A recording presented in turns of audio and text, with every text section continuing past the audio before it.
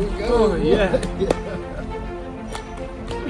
This is how huge of an impact, the prayer team plays into all of this, because through those prayers, God is at work. We are in a life and death ministry, not only physically, but spiritually. And today we just took one man from a path that was going to end in death, and we got to bring him into life, a new life in Christ. That's the power of prayer.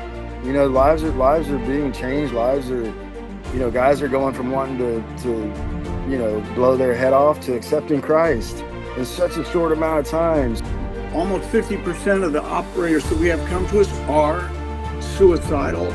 I wish I had the whole leadership team here to go over how crucial these prayers and the prayer team is to what we do. The combat vet that I literally just baptized in that pool back there like 45 minutes ago, actually drying off as we speak. We had an operator that was isolated, suicidal, and definitely had zero hope going into the trip 2 weeks ago. And for the most part, that's the combat vet that's coming out on these trips. It's a last string for them. It's the last little sliver of hope for some of them. Some of them are, and I'll speak about this guy specifically in just a second, the one we baptized. But he was on the verge of committing suicide.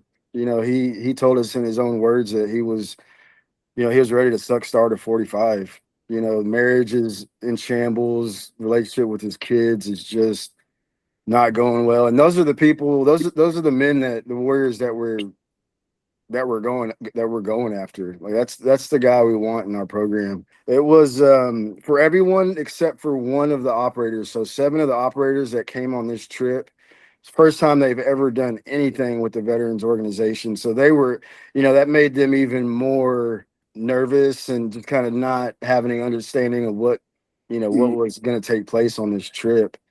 But that's perfect. That's who we want. And so the first day or so, everybody's real standoffish, trying to, get an understanding of what this is about and who they're going to be bunking with for the next week. But myself and the other leader that was out there facilitating this trip, those are just all things that we look for and study before the trip even begins. There's a lot of work that goes into these ops before they even start. But speaking about this guy specifically, he by day 3 or so, you could, the guy was there just like a zombie, just you couldn't see any emotion, it's kind of hard to read the guy. And the way we start this out, each guy gets an opportunity to give his life story. And for some of these guys, it's terrifying. For some of these guys that, they've never shared the way they out here on an op. They've never felt, they were they never felt safe enough to do so. We try to lead by example and let God just work through us, and we get up there and we give our life story one at a time. And talk the good, the bad, the ugly. We lay it all out there, everything, basically gutting ourselves in front of these guys, just to show them how vulnerable they can be. And so the first few operators gave their story, but when it came time to I'm just calling Will. I'll call him Will. When it came time for Will to give his story, he was shaking, understandably so. Like, a lot of these guys are completely terrified. And he mentioned before he even gave his story, he's like, the stuff that I'm about to discuss, I've never discussed with anyone ever in my life. Not my closest friends, not my family members, not my wife. And so for him to get up there so bravely and to share, these deepest, darkest places in his heart, it's a humbling experience. When you're sitting in the vault, surrounded by 9 other grown combat veteran men, tough guys, warriors, guys that don't shed tears. When you see some of these guys start to shed tears in there, it does something. It does something to your heart. It really does. It's super humbling. And so with this guy, Will, he kind of, after he gave his story, you could see some weight was lifted off his shoulders. He started to, smile from time to time, which was a complete surprise to me and the other facilitator. We keep an eye on the guys and kind of, try to take note of what's going on and how they're carrying themselves throughout the entire week. And we noticed that, he was starting to smile a little more. And by day 4 or 5, these guys, it's it's like they've known each other for freaking 20 years. They've shared things in that vault that they've never shared with anyone other than the guys that sat in there and heard that story. So it gives these guys an opportunity to, how do I say it? It gives them an opportunity to be known and to actually be themselves for the very first time.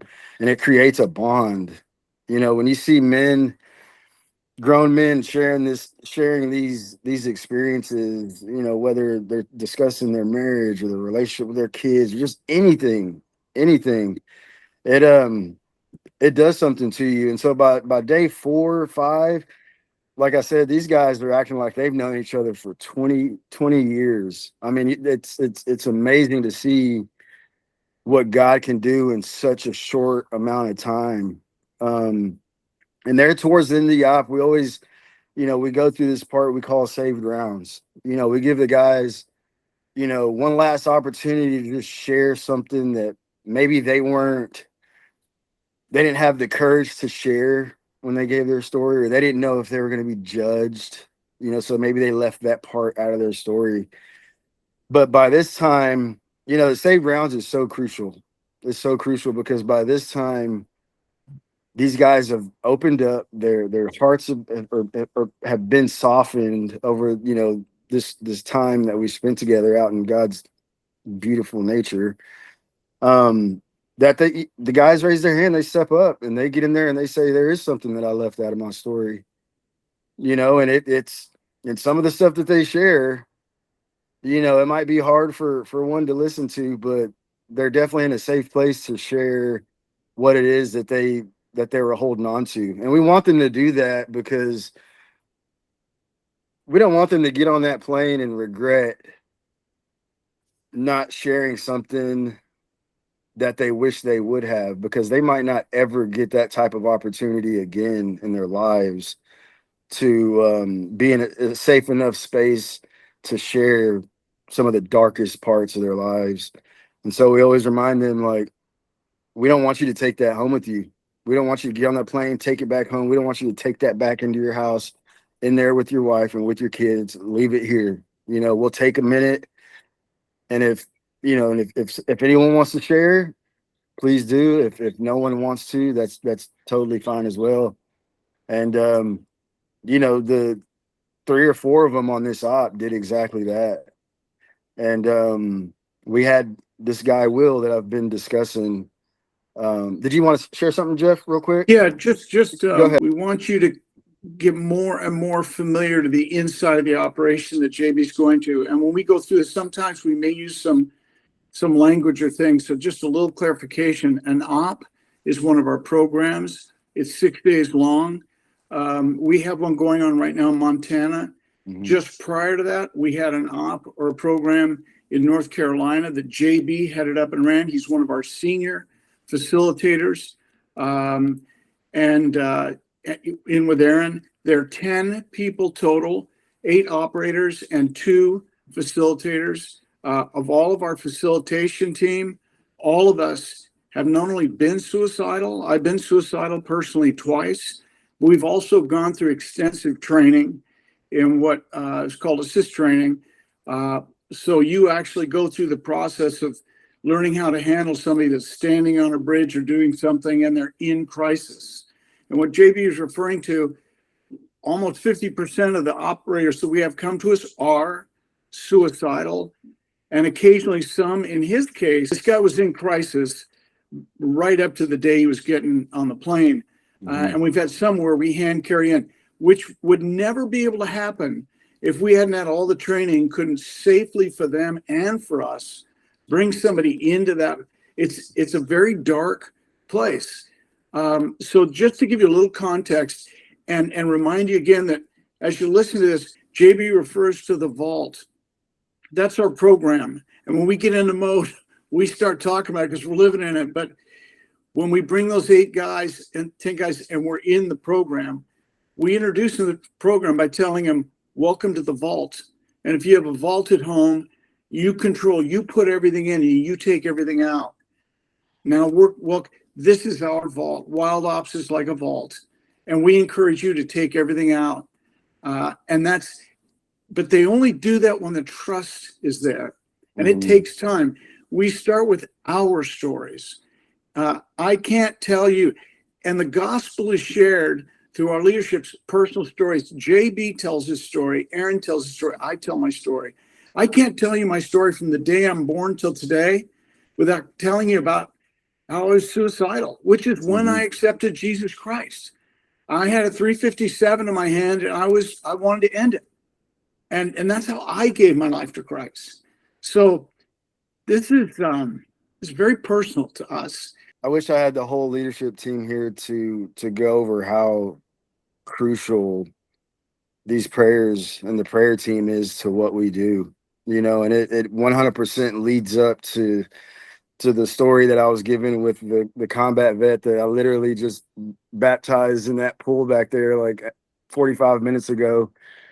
This guy, he was that guy that was ready to suck start a 45. He was ready to end it, and he was in a really dark place. And he got home and he called me, 2 days after the op. Just, you could tell he was bothered, something was stirring up in his heart, and he felt the conviction, and he was crying, and he shared his like, JB, I regret like not giving my life to Christ out there on that trip. This is how huge of an impact, the prayer team plays into all of this, because through those prayers, God is at work, in all of our hearts. This is, as leaders out there, I was that guy before, super suicidal.